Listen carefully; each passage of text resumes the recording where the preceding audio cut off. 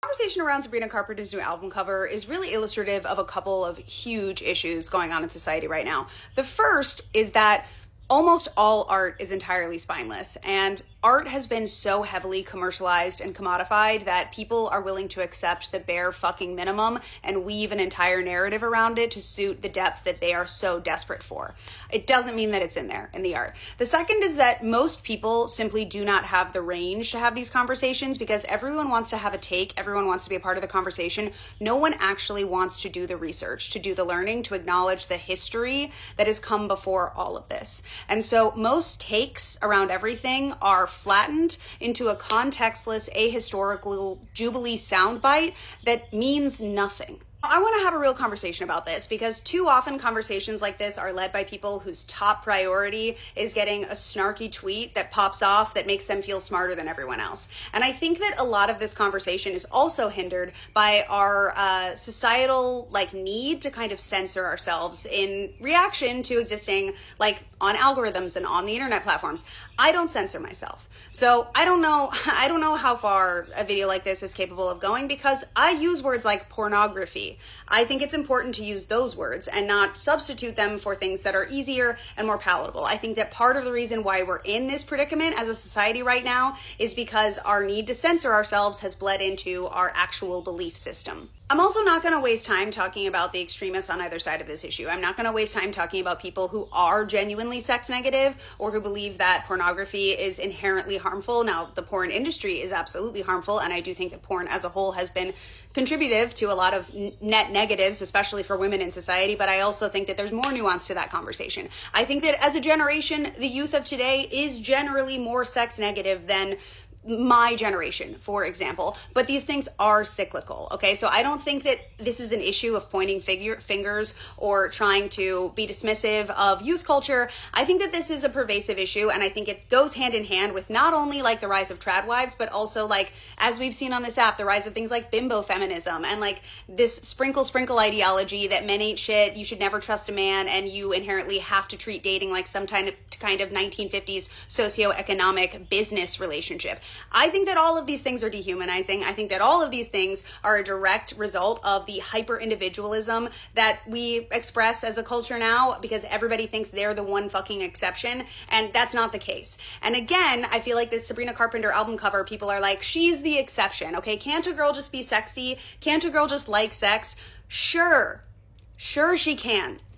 But I'm not going to ignore the entire historical precedence that has gotten us here to this moment. And I'm also similar. I talk about this when it comes to Marvel movies too. When people talk about how important representation is in Marvel movies. I'm not saying it's not important, but I'm also saying we have come to accept such spineless, fucking nothing art. We have come to accept art that doubles as a fucking supergroup sunscreen commercial. And we're trying to attach some kind of really significant meaning to that. We used to have artists like Sinead O'Connor, like Fiona Apple, the entire Riot Girl movement that spoke out and had principles that were outside of the products they were trying to fucking sell you, okay?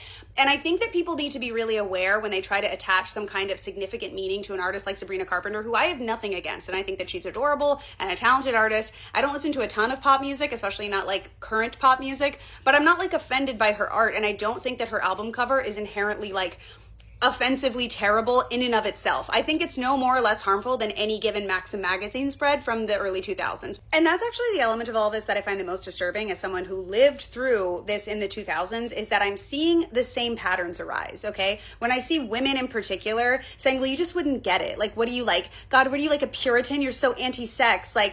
This kind of belittling of the way that young women are reacting to a piece of art at the end of the day, that's what it is, reminds me so much of the rise of pick-me culture and the cool girl. And as much as I love the Spice Girls, for example, they were part of a corporate takedown of actual feminist movement that started happening in the early 2000s and the late 90s. The third wave of feminism, yes, embraced sexuality, yes, embraced individualism, and to an extent, intersectionality. Obviously, we had a lot of work to do at that point, but the Charlie's Angels reboot, the hyper pop sexuality that was being shoved down our throats in the name of girl power was a distraction. It was a corporate product that they could commodify this trend and then sell back to us that also prevented prevented the actual progress from being made, while also conveniently reinforcing our inherent value as sexual objects. And I am not saying that like hyperpop femininity is automatically bad, but I don't think we as a society are nearly good enough at recognizing when it's being weaponized against us. Every time women like start to become too aware of the power that we hold, there is a very intentional course correct made by the powers that be to shove this kind of like embracing of sexuality, hyperpop femininity, empowerment down our throats.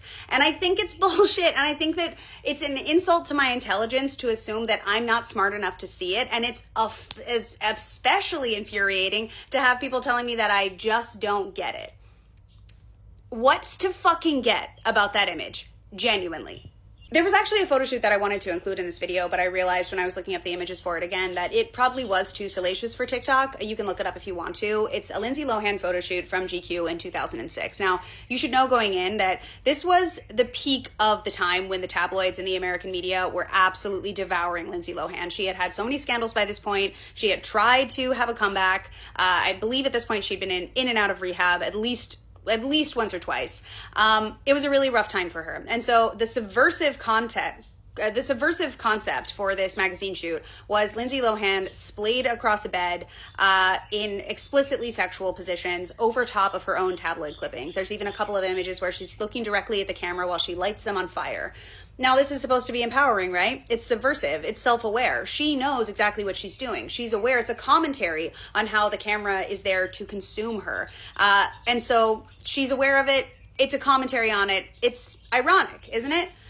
Except, what's the fucking point of that? What is still the takeaway? At the end of the day, she's still performing sexuality with the express end goal of every other time she had ever done it at that point. Being self-aware adds nothing to the context of that.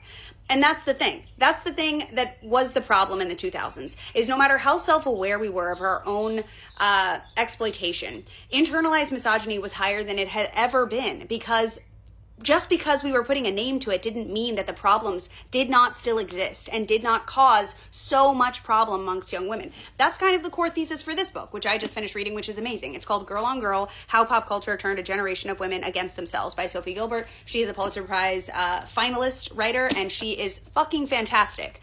This book wove together a lot of threads for me as someone who, again, lived through the early 2000s, because she ties a lot of the way mainstream culture evolved to the rise of pornography, specifically the rise of violent pornography, and the rise of porn stars like Sasha Grey, who normalized that kind of like crying, choking, hair pulling kind of thing, which again, if you look at the Sabrina Carpenter image, it co-opts the direct imagery of pornography. And again, I'm not saying pornography is the devil, but I do think that kind of like teetering on abuse form of pornography has been so normalized, and that's one of the reasons why I think this particular image is so triggering to women. Like, I'm sorry, but trying to draw parallels between this image of Sabrina Carpenter's and Madonna's work with her sex book, with Madonna's erotica, with the advocacy that she did in the 80s for the queer community during the AIDS crisis, before even most politicians would even touch it, is laughable. It's laughable to my intelligence, and it's laughable because it so clearly ignores any and all historical precedents. We live in a time when every single pop star that has come up in the last literal decade has stripped down to perform in one way or another. And I'm not saying that's bad. I'm not saying that I have anything against seeing the female form publicly. I think it's, I think we've done it since the dawn of time. But it's not subversive or bold or daring to be sex positive as a pop star in 2025. It just simply is not. And what Madonna was doing in the early 90s was daring to suggest that women's pleasure mattered, which was subversive back then, 30 years ago.